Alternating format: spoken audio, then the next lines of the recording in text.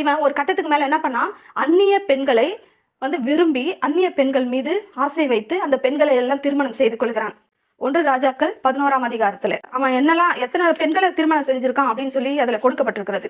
ராஜாவாகிய சாலமோன் பார்வோனின் குமாரத்தியை நேசித்ததும் அல்லாமல் மோவாபியரும், அம்மோனியரும், ஏதோமியரும், சீதோனியரும், ஏத்தியரும், அந்நிய ஜாதியாரான அநேகம் ஸ்திரீகள் மேலும் ஆசை வைத்தான்.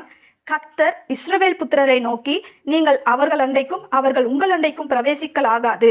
அவர்கள் நிச்சயமாய் தங்கள் தேவர்களை பின்பற்றும்படி உங்கள் இருதயத்தை சாய பண்ணுவார்கள் என்று சொல்லியிருந்தார். கர்த்தர் ஏற்கனவே என்ன சொன்னாரு? அந்நிய தேசத்து பெண்களை விரும்பி நாடி தேடாதீர்கள். அவங்க என்ன பண்ணுவாங்க? அவங்க தேவர்களை பின்பற்றும்படி உங்களை சாய பண்ணுவார்கள். அது மாதிரி போவாதீங்கன்னு கர்த்தர் ஏற்கனவே எச்சரித்திருந்தார். ஆனாலும் 3ஆம் வசனம் என்ன சொல்கிறது? அவனுக்கு பிரபுக்கள் குலமான 700 மனையாட்டிகளும் 300 மறுமனையாட்டிகளும் இருந்தார்கள். அவனுடைய ஸ்திரீகள் அவன் இருதயத்தை வழுவி போக பண்ணினார்கள்.